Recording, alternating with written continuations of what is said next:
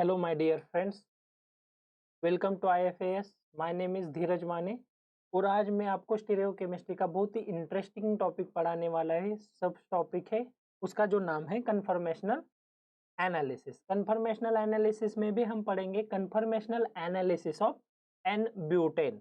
ठीक है, conformational analysis of N butane पढ़ने के बाद उसका हम प्रीवियस ईयर का जो क्वेश्चन है वो क्वेश्चन भी हम डिस्कस करने वाले हैं. ठीक है, तो जैसे हम ये सेशन प्रोसीड करेंगे, फाइनल में जो भी क्वेश्चन होगा वो मुझे पूरी गारंटी है कि आप खुद होके उसका आंसर दोगे. ठीक है, तो हम स्टार्ट करते हैं conformational analysis of N butane. N butane, butane means how many carbon chain? 4 carbon की चेन है. ठीक है, 4 कार्बन की चेन है तो हम इसे कैसे लिखेंगे? CH3 attach to CH2 attach to CH2 attach to CH3. ठीक है, कार्बन की वैलेंसी कितनी रहेगी? 4 रहेगी. 4 कार्बन की वैलेंसी कार्बन स्केलेटन में हाइड्रोजन जो है मसल की तरह काम करेगा, इसीलिए मैंने CH3 CH2 CH2 CH3 ऐसे एन ब्यूटेन का फॉर्मूला लिखा है. तो आपको दिखाई देगा N butane. What is mean by N butane? N means longest chain, 4 carbon की लॉन्गेस्ट एन. अगर एन की जगह मैंने साइक्लो ए वर्ड यूज किया तो साइक्लोब्यूटेन, इसका मतलब साइक्लिक फॉर्म होना चाहिए. एन इसका मतलब ए क्या है? लॉन्गेस्ट चेन है. और इसी का हम क्या करने वाले हैं? Conformational analysis. तो पहले ये 2 कार्बन जो है बीच वाले उसे मैं थोड़ा सा डार्क करता हूं. ठीक है, उस कार्बन में आपको दिखाई देगा कि 2 हाइड्रोजन अटैच है और एक साइड को मिथिल और अनदर कार्बन में 2 हाइड्रोजन और राइट साइड को मिथिल, ऐसे सब्स्टिट्यूएंट है. इसी को मैं थोड़ा सा जो है टॉहर्स में रिप्रेजेंट करता हूँ. अभी representation, what is mean bye representation? Representation means अगर मेरे पास टेट्राहेड्रल कार्बन है, कार्बन का हाइब्रिडाइजेशन sp3 होने की वजह से उसका जो शेप है या फिर ज्योमेट्री है वो टेट्राहेड्रल है. और टेट्राहेड्रल मॉलिक्यूल को मैं अगर 2D में, मतलब एक 3 डायमेंशनल में टेट्राहेड्रल ज्योमेट्री में ड्रॉ कर सकता, लेकिन उसे 2 डायमेंशनल में मुझे ड्रॉ करना है क्योंकि मेरा पेपर या नोटिस बोर्ड या बोर्ड जो भी है क्या है? 2 डायमेंशनल है. तो 3D वाला मॉलिक्यूल मुझे 2D में रिप्रेजेंट करना है. तो कुछ रिप्रेजेंटेशन होते हैं स्टीरियोकेमिस्ट्री में, जैसे कि sawhorse representation, Newman representation, zigzag, जो कि आपने 11 से पढ़े. ठीक है, तो मैं इसे किस फॉर्म में लिखता हूं? मैं इसे पहले सॉहर्स फॉर्म में लिखता हूँ. सॉहर्स फॉर्म में मैं क्या करता हूँ? ये बीच वाला जो 2 नंबर का कार्बन है उसे सिलेक्ट किया. उस पे मेरे क्या है? 3 ग्रुप है. ठीक है, 3 ग्रुप कौन से हैं? एक मिथिल है, एक हाइड्रोजन है, अनदर हाइड्रोजन है. उसी को बैक साइड वाला कार्बन है जो मैं सेकंड नंबर पोजीशन पे या फिर थर्ड नंबर पोजीशन पे बोल सकते, उसको भी मेरे क्या है? 2 हाइड्रोजन और एक मिथिल ग्रुप अटैच. ठीक है, उसी को मेरे 2 हाइड्रोजन और एक मिथिल ग्रुप अटैच है. ठीक है, इसको भी हम मॉडल के थ्रू देखते हैं. ये मेरे पास ऑलरेडी बनाया हुआ मॉडल है. मॉडल में आप देखो कि यहाँ पे मेरा ये मिथिल ग्रुप है, फिर ये CH2 है, CH2 पे एक हाइड्रोजन है, दूसरा हाइड्रोजन है, दूसरा CH2 है, इस पे भी हाइड्रोजन है और एक 4th नंबर वाला जो है वो मिथिल है.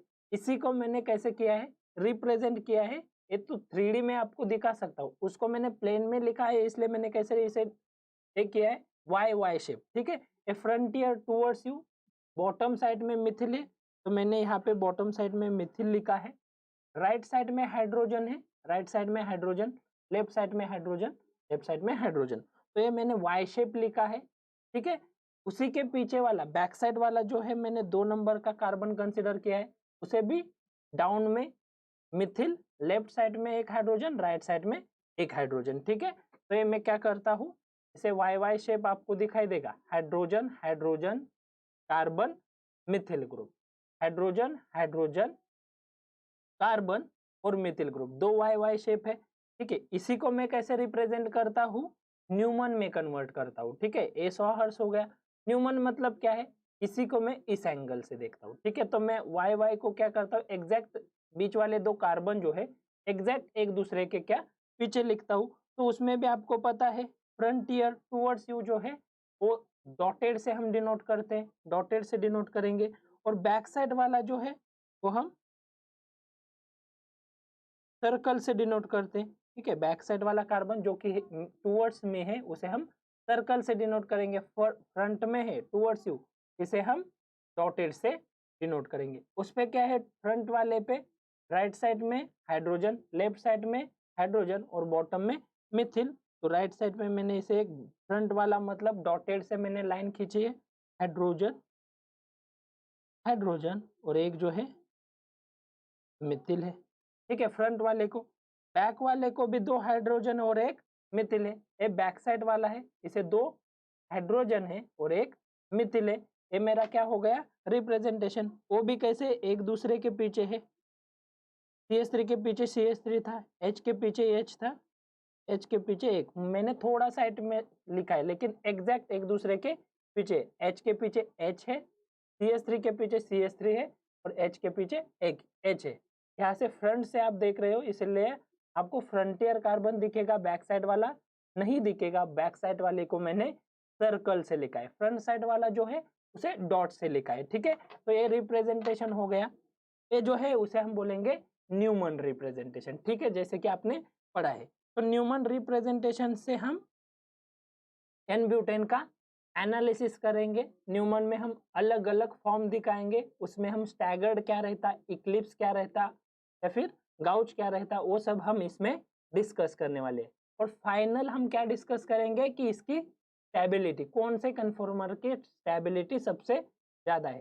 तो पहले conformation means what, conformation means same, हमारा मॉलिक्यूल सेम होगा with the help of single bond, जो बीच वाला सिंगल बॉन्ड है उसको रोटेट करके हम इस कन्फर्मेशन का एनालिसिस करेंगे या फिर स्टडी करेंगे, इसे हम बोलेंगे कन्फर्मेशनल एनालिसिस, ठीक है। तो मैं जो है न्यूमन वाला जो है वो डाउन में लिखता हूँ, थोड़ा सा नीचे लिखता हूँ ताकि हमें आसानी होगी। तो फ्रंट वाला कार्बन है, फ्रंट वाले कार्बन पे एक मेरा हाइड्रोजन था, दूसरा हाइड्रोजन है और बॉटम में मैंने क्या लिखा है, मिथिल, वाई शेप दिख रहा है जो कि टूवर्ड्स यू है। बैक वाला, बैक साइड वाला जो है वो मैंने सर्कल से डिनोट किया है। उस पे भी 3 ग्रुप है, कौन सा ग्रुप है, उस पे जो है एक ग्रुप जो है मिथिल, एग्जैक्ट मिथिल के पीछे, हाइड्रोजन जो कि हाइड्रोजन के पीछे।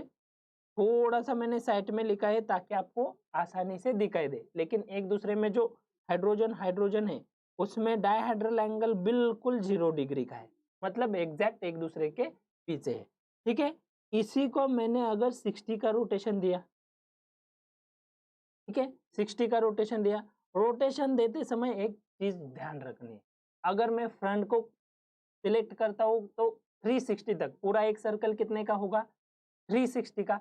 तो 360 का रोटेशन देते समय अगर मैंने पहला रोटेशन 60 का दे दिया फ्रंट वाले कार्बन को, तो एट द एंड लास्ट तक हमें फ्रंट वाले को ही रोटेट करना है। हम ऐसा नहीं कर सकते कि पहले रोटेशन 360 या फिर पहले 60 से फ्रंट वाले को दिया, दूसरा रोटेशन बैक वाले को दिया, ऐसे नहीं कर सकते, ठीक है। अगर मैंने ये मॉलिक्यूल पकड़ा है, एक को मैंने फिक्स करना है, एक को मैंने फिक्स किया है, एक को फिक्स करने के बाद अगर एक को रोटेट करता हूं तो एट द एंड, मतलब ये देखो 360 का रोटेशन देते समय दोनों जो मिथिल थे इक्लिप्स थे, ए फॉर्म था, पहले 60 का दिया फिर 60 का, ऐसे हम रोटेट करते करते फिर से इसमें इक्लिप्स लाएंगे या फिर 0 का एंगल लाएंगे, जो कि कंप्लीट एक रोटेशन होगा वो 360 का होगा, ठीक है। आपको पता है एक सर्कल पूरा कितने का रहता, 360 का रहता, उसके 2 पार्ट कहे तो 180 180 वाले हो जाएंगे, ठीक है। तो इसी से हम देख सकते कि यहाँ पे हम मैंने कितने एक सर्कल के पार्ट के 3, मतलब 2 एटम वाला जो एंगल है वो एंगल कितने का रहेगा, 120 का, ठीक है। धीरे धीरे पता चलेगा, मतलब एक पूरा सर्कल जो है मेरा पूरा सर्कल रहता 360 का, उसके मैंने कितने पार्ट किए हैं, 3 पार्ट किए, ठीक है, 1 2 3, 3 पार्ट किए। तो आपको पता है एक वाला जो है 120 का होगा, अनदर 120 का होगा और थर्ड वाला पार्ट 120 का, तीनों मिला के कितने हो जाएंगे 360, ठीक है। तो आगे डिस्कस करते हैं।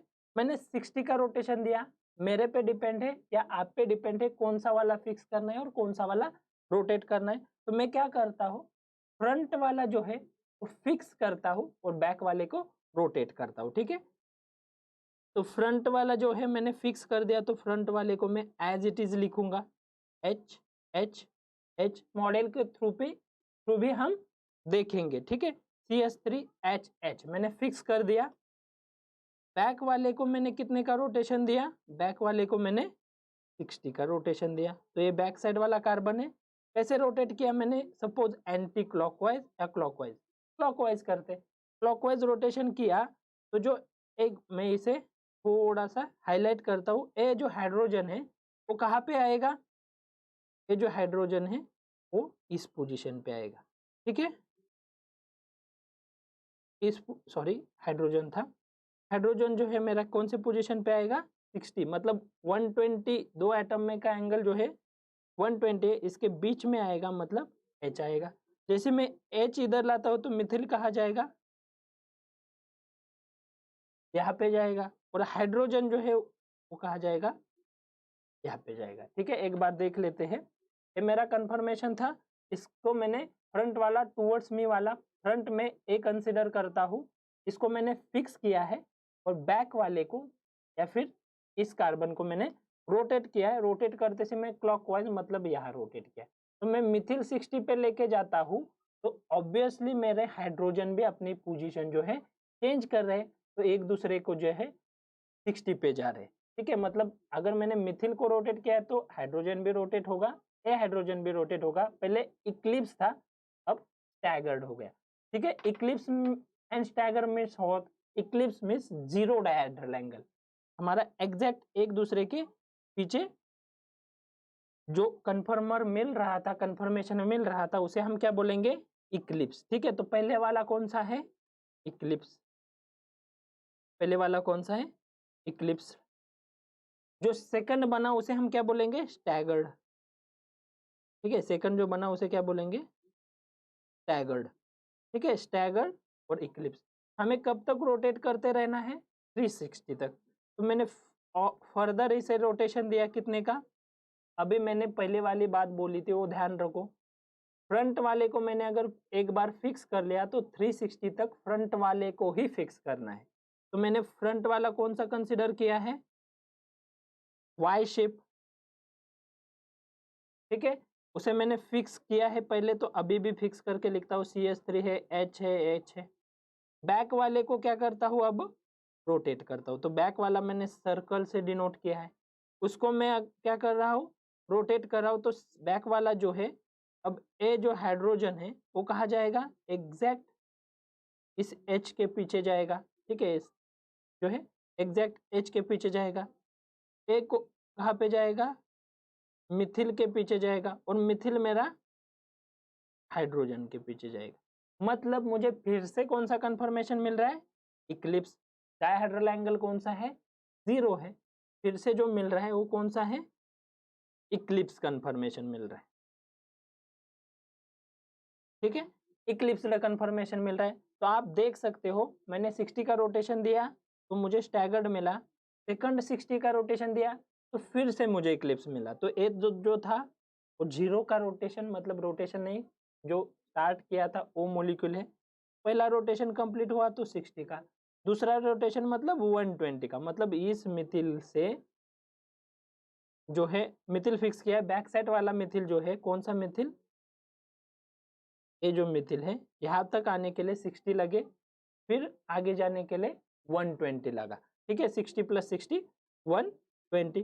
फिर से मैं क्या करता हूँ, इसे 60 का रोटेशन देता हूँ, ठीक है। फिर से मेरी जो मोइटी है उसको मैंने क्या किया, थोड़ा सा नीचे लिखता हूँ, फिर से मैंने इसे 60 का रोटेशन दिया, ठीक है। तो जैसे कि मैंने बोला है फ्रंट वाले को फिक्स करना है, तो मैं पहले फ्रंट वाले को फिक्स करके लिखता। फ्रंट वाला कौन सा है, H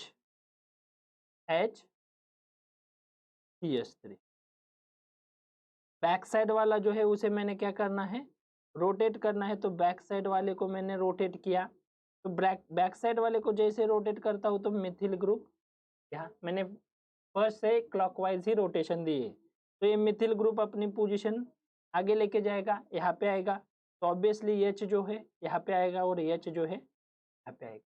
टोटल मेरा जो है कन्फर्मेशन फिर से क्या बन गया, स्टैगर्ड। ठीक है, इक्लिप्स का कन्वर्जन हमने पहले स्टैगर्ड में किया, फिर इक्लिप्स, फिर जो फाइनली मिल रहा है क्योंकि 180 का रोटेशन कंप्लीट हुआ है, ठीक है, वो कौन सा है, स्टैगर्ड। ठीक है, जो मिल रहा है वो कौन सा है, स्टैगर्ड। ठीक है, स्टैगर्ड मिल रहा है। स्टैगर्ड के बाद हमारा फिर से इक्लिप्स मिलने वाला है क्योंकि हमारा रोटेशन अभी तक कंप्लीट नहीं हुआ है 360। कब तक रोटेट करना है, 360। तो मैं फिर से रोटेशन देता हूँ 60 का। जैसे ही 60 का रोटेशन देता हूँ तो आपको पता है फ्रंट वाले को फिक्स रखना है, तो फ्रंट वाले को मैंने फिक्स रखा, एच एच CS3। बैक वाले को रोटेट किया तो CS3 जो था वो इस पोजीशन पे आएगा, हाइड्रोजन से इक्लिप्स, हाइड्रोजन, मिथिल के इक्लिप्स, हाइड्रोजन, हाइड्रोजन की इक्लिप्स। बैक साइड वाले पे सर्कल पे ड्रॉ कर रहा हूँ, देख लेना ध्यान से। ठीक है, तो मिल रहा है वो जो मुझे कंफर्मेशन, वो फिर से क्या मिल रहा है, इक्लिप्स।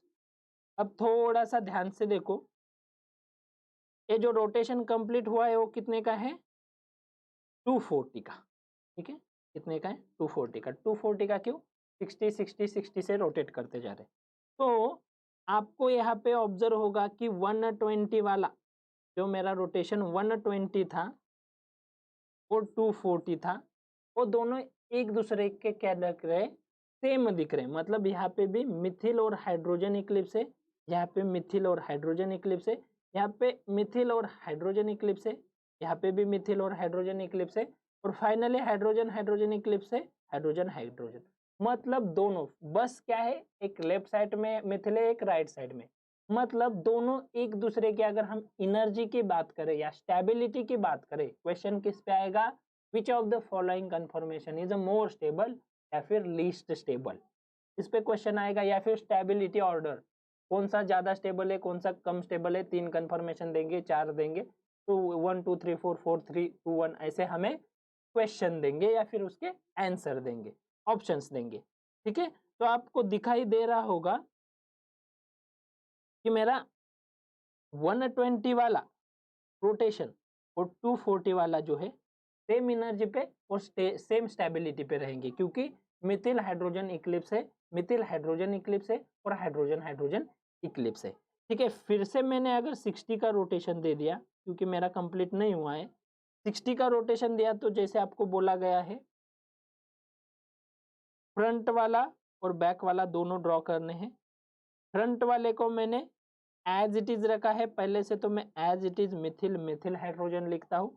और बैक वाला मैंने क्या किया है, रोटेट किया है, तो अब बैक वाला जो है मिथिल यहाँ पे आएगा, हाइड्रोजन यहाँ पे आएगा, ये हाइड्रोजन यहाँ पे आएगा, क्योंकि रोटेशन क्लॉकवाइज ही चल रहा है। तो आप देखो यहाँ पे जो हमने ऑब्जर्व किया उसमें देखो 60 वाला कंफर्मेशन में मिथिल मिथिल एक दूसरे से 60 एंगल पे थे, यहाँ पे भी मिथिल मिथिल एक दूसरे के 60 एंगल पे है। बाकी हाइड्रोजन जो है 60-60 पे सब है, बाकी के हाइड्रोजन 60-60 पे सब है। तो आप देखोगे इसमें भी ऑब्जर्व करोगे कि 60 वाला रोटेशन और 240 के आगे वाला कौन सा होगा, स्टैगर्ड कन्फर्मेशन, और कौन सा रोटेशन होगा, 300 का, क्योंकि रोटेशन कितने से है, 60 से। तो जैसे ही 60 से रोटेशन करता हो तो 300 का हो गया। ठीक है, 300 का रोटेशन होने के बाद आपको ऑब्जर्व हो रहा है कि 60 वाला रोटेशन और 60 वाला और 300 वाला रोटेशन देने के बाद दोनों जो कन्फर्मेशन मिल रहे हैं वो सेम मिल रहे हैं, बट मिथिल एक लेफ्ट साइड में है, दूसरे में राइट साइड में। ठीक है, वो भी देखेंगे मॉडल के थ्रू। फाइनली हमारा 60 का रोटेशन देने के बाद फाइनली हमारा 360 कंप्लीट हो जाएगा। जैसे ही कंप्लीट होगा तो हमारे पास क्या, एक फ्रंट कार्बन है, एक बैक कार्बन है। फ्रंट कार्बन पे मेरे हाइड्रोजन हाइड्रोजन और मिथिल, उसकी पोजीशन मैंने चेंज नहीं की है। बैक साइड वाला जो है, अब देखो मिथिल कहाँ आएगा, यहाँ पे आएगा मिथिल के इक्लिप्स में, हाइड्रोजन हाइड्रोजन के इक्लिप्स में, और हाइड्रोजन हाइड्रोजन के इक्लिप्स में। तो 0 और 360 वाले में कोई भी चेंजेस नहीं दिखाई देंगे। ठीक है, स्टार्टिंग से हमने स्टार्ट किया है, एंड तक सेम ही मॉलिक्यूल मिल रहा है। तो 360 का जब हम देते हैं तो रोटेशन हमें जो मिल रहा है कन्फर्मेशन वो इक्लिप्स मिल रहा है, और उसका कंप्लीट 360 का रोटेशन है, और जो हमारा फर्स्ट वाला 0 का है वही कन्फर्मेशन हमें 360 में मिल रहे हैं। मतलब ये मिथिल एक दूसरे के क्या है, एग्जैक्ट अपोजिट पीछे है। तो इसी में आपको ये जो 1 2 3 4 5 6 7 हमारे पास कन्फर्मेशन मिले, साथ में आपके स्टेबिलिटी ऑर्डर देखनी है। ठीक है, तो सबसे पहले एक पॉइंट ध्यान रखो, सबसे पहले पॉइंट क्या है, स्टैगर्ड और इक्लिप्स की बात आती है तो स्टेबिलिटी के बारे में देख लो। स्टेबिलिटी किसकी ज्यादा होगी, staggered. Staggered confirmation is more stable then Eclipse. अब ऐसा क्यों, ये भी हम देखेंगे। ठीक है, ये स्टेबिलिटी है। ठीक है, स्टेबिलिटी जो है ये ए है। ठीक है, सीधा ही लिखते हैं, ये क्या है, स्टेबिलिटी ऑर्डर है। तो स्टेबिलिटी में क्या होगा,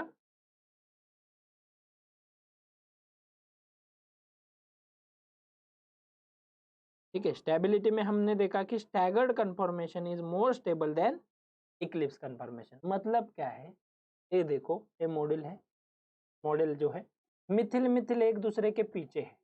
इसका मतलब क्या है, अभी हमने देखा है कि ये जो है हमारा इक्लिप्स कंफर्मेशन। ठीक है, ये जो है इक्लिप्स है। तो हम देख रहे हैं कि मिथिल बल्कि ग्रुप एक दूसरे के पास आ रहे हैं तो स्टेरिक क्लैश बढ़ेगा, स्टेरिक हिंड्रेंस बढ़ेगा। स्टेरिक हिंड्रेंस बढ़ेगा तो एक दूसरे में रिपल्शन बढ़ेगा। रिपल्शन बढ़ेगा मतलब क्या होगा, इसमें स्टेरिक क्लैश होने की वजह से दूर जाने की कोशिश करेंगे। ठीक है, दो लोग एक ही कमरे में हैं तो संभावना है कि पॉसिबिलिटी है कि झगड़ा हो सकता। ठीक है, तो जैसे ही हम दूर लेके जाएंगे तो एक कन्फर्मेशन जो मुझे मिल रहा है जिसमें 60 का एंगल है वो क्या हो गया, एज कंपेयर टू इक्लिप्स कैसे हो गए, स्टैगर्ड, क्योंकि दूर जा रहा है। यहाँ से फिर से मैं इक्लिप्स आ रहा हूँ तो हाइड्रोजन और मिथिल के बीच में झगड़ा हो सकता है। लेकिन मिथिल वाले दो बल्कि ग्रुप है इसलिए ज्यादा रिपल्शन होगी या फिर ज्यादा स्टेरिक हिंड्रेंस होगा एज कंपेयर टू हाइड्रोजन और मिथिल। लेकिन अगर मैं फिर से इसे रोटेट करता हूँ तो मिथिल एक दूसरे से एंटी जा रहे, दूर जा रहे, अलग अलग कमरे में जा रहे। हाइड्रोजन दूर जा रहे, हाइड्रोजन दूर जा रहे, मतलब इसमें स्टेरिक क्लैश, स्टेरिक हिंड्रेंस कम रहेगा। तो ये जो है 180 का एंगल है, या फिर हम बोल सकते हैं जो रोटेशन हमने 180 का दिया उसमें जो है स्टेरिक क्लैश कम रहेगा, स्टैगर्ड है, as well as methyl group एक दूसरे से फार अवे है। ठीक है, तो पहली चीज क्या है, इक्लिप्स और स्टैगर्ड में staggered is more stable then Eclipse. तो ये हमने नोट डाउन किया है, तो इसे अंडरलाइन कर दो, ये बहुत ही काम की चीज है क्योंकि हमें कंफ्यूजन क्या होगा कि दोनों में से स्टेबल कौन सा है। ठीक है, तो मैंने एक्सप्लेन किया है क्यों ऐसा है, क्योंकि स्टेरिक हिंड्रेंस, स्टैगर्ड और इक्लिप्स में स्टेबिलिटी ऑर्डर अगर पूछ ले तो staggered is more stable then Eclipse. ठीक है, ये मॉडल था, ये हमने देख लिया। तो अब हमें कंफर्मेशन मिले हैं जो कि हम देख सकते हैं, 0 पे कौन सा है, इक्लिप्स है, 60 पे स्टैगर्ड है, फिर से मेरा 120 पे इक्लिप्स है। ठीक है, तो मैं इसे नोटेशन देता हूँ 1 2 3 4। तो मैं इसको पहले वाले को फर्स्ट, सेकंड, थर्ड, तो फाइनल है, इसे फोर्थ, ये है फिफ्थ, ये है सिक्स, और ये 7। ये मेरे पास जो है कन्फर्मेशन मिले हैं।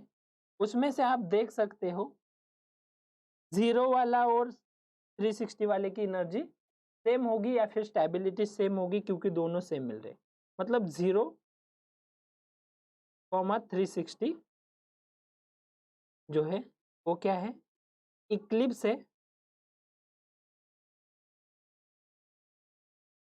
है, और क्या हो गए, as compare to staggered less stable हो गया, ऊपर देखा है। तो उसका जो है एक अलग से नाम है। ठीक है, इसका एक अलग से नाम है। तो ए क्या है, ए रोटेशन था।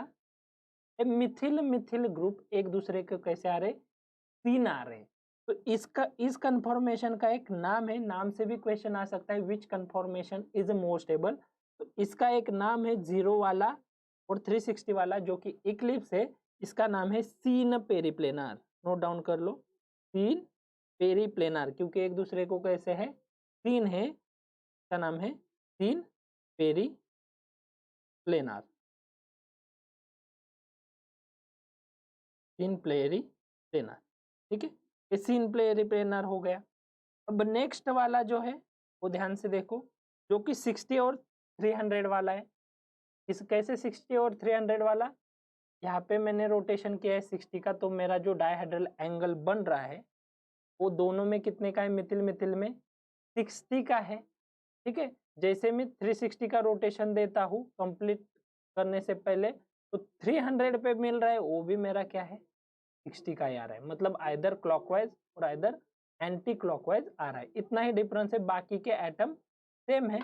तो वो जो कन्फर्मेशन है 300 एंड 60 वाला, तो 60, 300 जो है वो मेरा क्या है, पहले तो स्टैगर्ड है, स्टैगर्ड है तो बात फिक्स है क्योंकि हमने ऊपर देखा है, लेकिन एंगल दो मिथिल में कितने का है, 60 का है। तो इसे हम बोलेंगे तीन क्लिनाल। क्या है, तीन क्लिनाल। नाम बहुत ही इंपॉर्टेंट है, कंफ्यूजन वाला पार्ट है, तीन क्लिनाल। उसी को हम क्या बोलते हैं, गाउच कन्फॉर्मेशन। ये नाम भी बहुत ही इंपॉर्टेंट है, ये गाउच पे क्वेश्चन आता है, आपने सुना होगा ब्यूटेन गाउच इंटरेक्शन या फिर रिपल जो भी है, तो गाउची भी बोलते हैं कुछ लोग और गाउच भी बोलते हैं। तो गाउच कन्फर्मेशन है, वो स्टैगर्ड है 360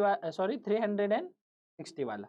उसके बाद जो है हमारे पास थर्ड है, थर्ड वाला जो देखो 120 डिग्री एंड 240 इक्लिप्स है, फिर से क्या है, इक्लिप्स है। ठीक है, हमने ऊपर में देखा है कि 120 वाला और 240 वाला एक दूसरे को कैसे, इक्लिप्स है।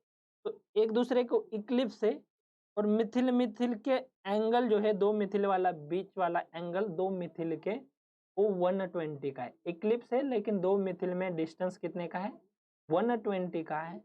उसे हम बोलेंगे एंटी क्लिनाल। उसका नाम क्या होगा, एंटी क्लिनाल। ये नाम बहुत ही इंपॉर्टेंट है, और ट्रिक भी बताऊंगा कैसे याद रखने हैं। ठीक है, और फाइनल हमारा एक ही बादशाह मिल रहा है, 180 वाला एक ही मिल रहा है, वो की क्या है, स्टैगर्ड है। तो उसका नाम क्या है, एंटी पेरिप्लेनर, एंटी पेरिप्लेनर, एंटी पेरिप्लेनर। ठीक है, तो एंटी पेरिप्लेनर जो कि है 180 वाला, मैंने इसीलिए ऐसे 1 2 3 लिखे, और ये जो है 180 वाला उसे थोड़ा सा नीचे करके दिखाया। ठीक है, तो आपको बेटर अंडरस्टैंडिंग होगा। इसमें मिथिल और मिथिल एक दूसरे के एग्जैक्ट अपोजिट है। तो आप याद रखने की ट्रिक क्या है, दो मिथिल अगर एक दूसरे के पास है, इक्लिप्स है, तो सीन, सीन से नाम स्टार्ट होगा, तो सीन क्या याद रखेंगे, सीन पेरिप्लेनर, एक दूसरे के प्लेन में, इसलिए पेरिप्लेनर। दूर जाएंगे तो ये थोड़े से पास है, इसलिए सीन क्लीनर से क्या बोलेंगे, सीन क्लीनर। और थोड़ा दूर गया तो दूर जा रहा है, इसका मतलब एंटी पे जा रहा है, एंटी क्लीनल। और फार अवे जा रहा है मतलब एग्जैक्ट एंटी हो रहा है, तो एंटी पेरिप्लेनर, क्योंकि फिर से प्लेन में आ रहे हैं। ठीक है, ये देखो यहाँ से मैंने अगर प्लेन पास कर दिया तो एक दूसरे के एग्जैक्ट प्लेन में आ रहे, तो इसको ये हम क्या बोलेंगे, एंटी पेरिप्लेनर। एक क्या था, सीन पेरिप्लेनर, ये क्या हो गया, एंटी पेरिप्लेनर। सबसे स्टेबल कौन सा होगा, एंटी पेरिप्लेनर। सबसे अनस्टेबल कौन सा होगा, सीन पेरिप्लेनर। ठीक है, सीन पेरिप्लेनर और एंटी पेरिप्लेनर में हम क्वेश्चन को टैकल कर सकते हैं, क्योंकि क्वेश्चन हमें लीस्ट स्टेबल है मोस्ट स्टेबल पूछेगा। ऑर्डर भी लगानी हमारे पास, अगर क्वेश्चन आता है कि which of the following is a more stable according to order, नाम दिए है तो भी हम याद कर सकते हैं, ठीक है, नाम के हिसाब से भी आपको ये याद रख सकता है, ठीक है। तो जैसे जैसे मिथिल दूर जाएंगे तो इसे हम क्या बोलेंगे, ये ध्यान रखो, बहुत ही इंपॉर्टेंट चीज है, एंटी नाम स्टार्ट होगा, ठीक है। एक दूसरे से जैसे दूर जाते हैं तो हम उसे एंटी बोलेंगे, और एक दूसरे के पास है तो हम इसे तीन बोलेंगे, ठीक है। तो ये हो गया हमारा, इस लेक्चर में हमने देखा। तो अभी फाइनल हम इसकी एनर्जी प्रोफाइल डायग्राम भी निकाल सकते हैं। एनर्जी प्रोफाइल डायग्राम हम इसकी ड्रॉ करते हैं, ठीक है। पहले तो मैं एक ऐसा थोड़ा सा ये कर लेता हूँ, ठीक है, एक डायग्राम ड्रॉ कर लेते हैं। ये मैंने एक ऐसा जो है एटम एरो ड्रॉ कर लिया, ठीक है। एरो में आपको अब क्या लिखना है, with the help of angle हमें जो है डायग्राम प्रोसीड करनी है, ठीक है। तो ये डायग्राम हम प्रोसीड करते हैं with the help of graph, हमें ग्राफ से डायग्राम जो है वो प्रोसीड करनी है, ठीक है। तो ये ऐसा ग्राफ है, यहाँ पे लिखेंगे एनर्जी, एनर्जी के बेसिस पे लिखेंगे। तो एनर्जी में पहला तो है जीरो, ठीक है, जीरो एनर्जी यहाँ पे आएगी, ठीक है। यहाँ पे लिखेंगे एंगल, एंगल को मैं थीटा से डिनोट करता हूँ, ठीक है, थीटा। तो पहला रोटेशन मेरा कितने का था, 60 का, तो यहाँ पे मैं 60 लिखता हूँ। दूसरा रोटेशन मेरा कितने का था, 120 लिखता हूँ।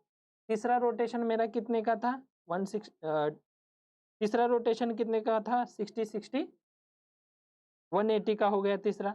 फोर्थ मेरा जो था वो कितने का था, 240। फाइनल में कितने का हो गया, 300। और जो हमारा लास्ट हो गया वो कितने का है, 360, ठीक है। तो एक डायग्राम बहुत ही इंपॉर्टेंट होने वाली है, याद से ध्यान से इसे देख लीजिए। जीरो पे मुझे मिल रहा है कौन सा, यहाँ पे देखो, जीरो पे मुझे जो मिल रहा है वो है इक्लिप्स, और उसमें भी तीन पेरिप्लेनार, मतलब मिथिल मिथिल कैसे आ रहे हैं, एक दूसरे के तीन में आ रहे हैं, और तीन पेरिप्लेनार है, तो इसका मतलब इसमें स्टेरिक क्लैश ज्यादा होगी, मतलब एनर्जी हाई होगी, का मतलब स्टेबिलिटी जो है सबसे कम होगी, लीस्ट स्टेबल होगा, ठीक है। तो एनर्जी जीरो में मैं यहाँ पे ड्रॉ करता हूँ, जीरो, जीरो पे हायर एनर्जी पे, और उसी लाइन में मैं थोड़ा सा उसी लाइन में मैं ड्रॉ करने की कोशिश करता हूँ, यहाँ पे और यहाँ पे, ठीक है। ये यहाँ ऐसे कंसिडर कर दो तो हमें आसानी जाएगी, ठीक है, जो है, ठीक है। जीरो, जीरो मेरे कहाँ है, यहाँ पे है,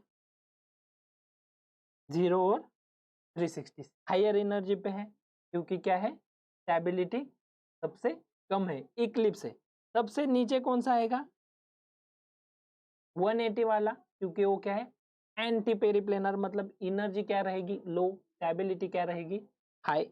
अब मेरी बात आती है 360 वाला जो है वो कौन सा कंफर्मेशन है, ये ध्यान रखना, बहुत ही इंपॉर्टेंट है, कौन सा है, स्टैगर्ड है, जैसे कि आपको स्क्रीन पे दिख रहा है, स्टैगर्ड है। तो 300 और 60 वाला स्टैगर्ड है, और इक्लिप्स कौन सा है, 120 और 240। तो इसमें स्टैगर्ड और इक्लिप्स में स्टेबिलिटी किसकी होगी, staggered is more stable then Eclipse. मतलब मैं अगर स्टैगर्ड कौन सा है, स्टैगर्ड जो है मेरा 60 एंड 300 है, तो इसकी energy as compare to eclipse lower पे रहेगी, तो 60 और 300, ये जो मैं लोअर एनर्जी पे लिखा। उसके बाद अगर मैं 120 की बात करूं, 120 और 240 थोड़ी सी मैंने क्या की, हायर पे लिखी, एज कंपेयर टू 60 एंड 240। सबसे स्टेबल तो 180 वाला नीचे चला गया, सबसे अनस्टेबल 300 एंड सबसे अनस्टेबल 60 एंड 360 वाला अनस्टेबल है, तो सबसे ऊपर चला गया, ठीक है। इसी को हम ड्रॉ करते हैं, यहाँ से एनर्जी क्या आ गई, लोअर पे आ गई, लोअर से फिर हाई हो गई क्योंकि स्टैगर्ड था उसका कन्वर्जन इक्लिप्स, फिर स्टैगर्ड इसलिए लोअर, फिर इक्लिप्स इसलिए हायर, फिर स्टैगर्ड इसलिए लोअर और फाइनली फुल्ली इक्लिप्स इसलिए ऊपर चली गई है एनर्जी। ठीक है, तो हमारा जो एंगल है, एंगल में आप देख सकते हो कि 60 पहले तो 0 एंड 360 सेम एनर्जी लेवल पे है, सेम एनर्जी लेवल पे और हायर पे है, same energy level as well as higher energy level, मतलब लीस्ट स्टेबल। उसके बाद देखते हैं, उसके बाद 60 300 स्टैगर्ड है, एनर्जी क्या हो गई, डाउन हो गई, स्टेबिलिटी एज कंपेयर टू इससे क्या हो गई, थोड़ी बढ़ गई। ठीक है, उसके बाद जो है फाइनल में हम देखते हैं 120 वाला और 240 वाला इक्लिप्स है, इसलिए 60 और 300 से क्या हो गया, थोड़ा सा अनस्टेबल हो गया, इसलिए हायर एनर्जी पे गया। और फाइनली जो कि हमारा बादशाह है, ऐसे मैंने बोला था 180 वाला सबसे स्टेबल होगा क्योंकि 180 का एंगल बन रहा है, एक दूसरे को अपोजिट जा रहे हैं दो मिथिल ग्रुप, तो उसमें स्टेरिक क्लैश नहीं रहेगा। ठीक है, तो ये हमारा आज का सेशन था। इस सेशन के रिलेटेड जो क्वेश्चन पूछा है प्रीवियस ईयर का, मतलब एक एग्जाम छोड़ के सेट का क्वेश्चन है, 2018 के सेट क्वेश्चन है, 2018 के सेट में क्वेश्चन पूछा गया है, वो क्वेश्चन भी हम डिस्कस कर लेते हैं। ठीक है, आपको अच्छे से आइडिया आ गई होगी स्टैगर्ड और इक्लिप्स में स्टेबल कौन सा होगा, स्टैगर्ड, और लीस्ट स्टेबल कौन सा होगा, इक्लिप्स। ठीक है, और उसी में भी हमने नाम दिए हैं, सिन वाला नाम आया, सिन पेरिप्लेनर और एंटी पेरिप्लेनर। तो सिन पेरिप्लेनर जो है हाईली अनस्टेबल रहेगा और एंटी पेरिप्लेनर रहेगा तो हाईली स्टेबल रहेगा। ठीक है, तो हम क्वेश्चन जो है वो डिस्कस कर लेते हैं। तो क्वेश्चन क्या है, देखो, द लीस्ट, स्क्रीन के ऊपर दिखाई दे रहा होगा, the least stable confirmation of the butane, जो भी है, तो लीस्ट स्टेबल, तो इसी में हम क्या करते हैं, थोड़ा सा कंफ्यूज हो जाते हैं, हमारे पास टाइम कम है, जल्दी जल्दी करना है, इसी में हम अच्छे से क्वेश्चन को रीड नहीं कर पाते और हमारा आंसर गलत होने के चांसेस हो जाते, क्योंकि पूछा क्या है, लीस्ट स्टेबल मतलब अनस्टेबल। तो स्टेबिलिटी की बात करें तो स्टैगर्ड और इक्लिप्स में स्टेबल कौन है, स्टैगर्ड, तो स्टैगर्ड वाला तो लीस्ट स्टेबल नहीं होगा, तो अकॉर्डिंग टू आंसर ए, सी और डी हमारा कैंसिल हो गया। ए और बी में कंपैरिजन है, ए और बी में हम देखते हैं, तो ए और बी में आपको दिखाई देगा कि मिथिल और एच एक दूसरे को क्या है, इक्लिप्स है, और सेकंड वाले में मिथिल और मिथिल एक दूसरे को इक्लिप्स है। ए और बी में लीस्ट स्टेबल अनस्टेबल स्पेसिस कौन सी होगी, बी वाली होगी। ठीक है, तो यही हमारा क्या था, आंसर था। तो ए आंसर है, मतलब बी आंसर है इसका, तो आपको इसकी आइडिया आ चुकी होगी। ठीक है, तो ये था आज का सेशन। आज के सेशन में हमने कंफर्मेशनल एनालिसिस पढ़ा एन ब्यूटेन का। आई होप आपको अच्छा लगा होगा। अगर अच्छा लगा है तो आपको इस वीडियो को लाइक करना है, आपके फ्रेंड के साथ शेयर करना है, और हमारा जो चैनल है आईएफएस का, उसे सब्सक्राइब करना है, और आपको नोटिफिकेशन मिलते रहे। मैं अगले सेशन में भी आऊँगा, तो अगले सेशन में ऐसे बहुत सी बातें लेके आऊँगा, तो आपको उसके नोटिफिकेशन मिलने के लिए आप बेल आइकन को ज़रूर दबाएँ। ठीक है, बेल आइकन दबाओगे तो आपको नोटिफिकेशन आते रहेंगे। ठीक है, और दूसरी बात, थोड़े से आईएफएस के बारे में आपको बताता हूँ। आईएफएस एक ऐसा इंस्टीट्यूट है कि जहाँ पे 11th के बाद, मतलब 11 से ही आप आईआईटी जाम की प्रिपरेशन है या फिर नीट की है, नीट या फिर बीएससी में आईआईटी जाम की करते हैं, नेट की है, सेट गेट, ऐसे बहुत से कोर्सेज जो है आईएफएस में लॉन्च किए। बहुत सी पढ़ाई यहाँ पे अच्छे से होती है। इसका एग्जाम्पल आप अगर जानना चाहते हो तो मैं खुद आईएफएस का स्टूडेंट हूँ, इसीलिए मैं आपको जो भी बताऊंगा सही बताऊंगा। ठीक है, तो 2018 के दिसंबर में मैंने आईएफएस ज्वाइन की एज अ स्टूडेंट, और 2019 जून में मेरा नेट सेट गेट पेट जो भी कॉम्पिटिटिव एग्जाम था अच्छे रैंक के साथ में क्वालिफाई हुआ। तो जो फैकल्टी मेंबर्स की बात करें तो बहुत ही अच्छी फैकल्टी है, चाहे केमिस्ट्री के रिलेटेड हो या लाइफ साइंस के रिलेटेड हो, जो भी है फिजिक्स मैथ्स सब सब्जेक्ट में टॉप मोस्ट क्वालिटी की फैकल्टी हमारे यहाँ अवेलेबल है। आप उनसे सीधा कांटेक्ट भी कर सकते हैं। कोई भी डाउट्स होगा तो आपका 100% श्योरिटी के साथ सॉल्व हो जाएगा, ठीक है। क्यों मैं ये बोल रहा हूँ कि मेरा ये खुद का एक्सपीरियंस है और मेरा एक फ्रेंड था, मैं और वो थोड़ी सी बात है। तो मेरा फ्रेंड और मैं एक ही रूम में रहते थे, यहीं पे पुणे में, पुणे के इसमें आईएफएस के पुणे में मैंने जो इंस्टीट्यूट है वहाँ पे ज्वाइन किया था। तो पुणे में रहते थे, तो अभी वो मैं और वो दोनों साथ में क्वालिफाई हो गए। वो अभी आईआईसी बेंगलोर से पीएचडी कर रहा है। बहुत से हज़ारों बच्चे हैं जो आईआईटी में है, बेंगलोर के आईआईसी बेंगलोर है, या फिर कुछ तो पोस्ट डॉक भी कर रहे हैं बाहर की कंट्री में। तो बहुत से ऐसे हज़ारों बच्चे हैं जो आईएफएस से पास आउट हो चुके हैं। तो बहुत ही अच्छा इंस्टीट्यूट है, जो पढ़ने के लिए एनवायरनमेंट चाहिए वो यहाँ पे अवेलेबल है। तो ये आईएफएस के बारे में था। और आईएफएस की बात करूँ तो क्वालिटी पे ध्यान देगा, क्वांटिटी पे ध्यान नहीं देगा। क्वालिटी बेटर देगा, चाहे वो स्टूडेंट के बेसिस पे हो। और प्लेटफॉर्म की बात करें तो मैं खुद फैकल्टी मेंबर बना हूँ। इसका मतलब स्टूडेंट अगर क्वालिफाई भी हो जाए तो कनेक्शन जो रहता, वो कनेक्शन भी बहुत ही बेटर है। एज अ स्टूडेंट ज्वाइन करने के बाद आज मैं आपको एज अ फैकल्टी, मतलब आईएफएस ने मुझे पूरा प्लेटफॉर्म बना के दिया है। एज अ फैकल्टी आपको मैं डिस्कस कर रहा हूँ, ठीक है। तो ये थोड़ा सा हम कन्फर्मेशनल एनालिसिस के बारे में पढ़े हैं। आपको इसमें कोई भी डाउट होगा तो आप कमेंट सेशन में पूछ सकते हैं, मैं आपको उसका आंसर दूंगा, ठीक है। तो ये सेशन था। Thank you so much.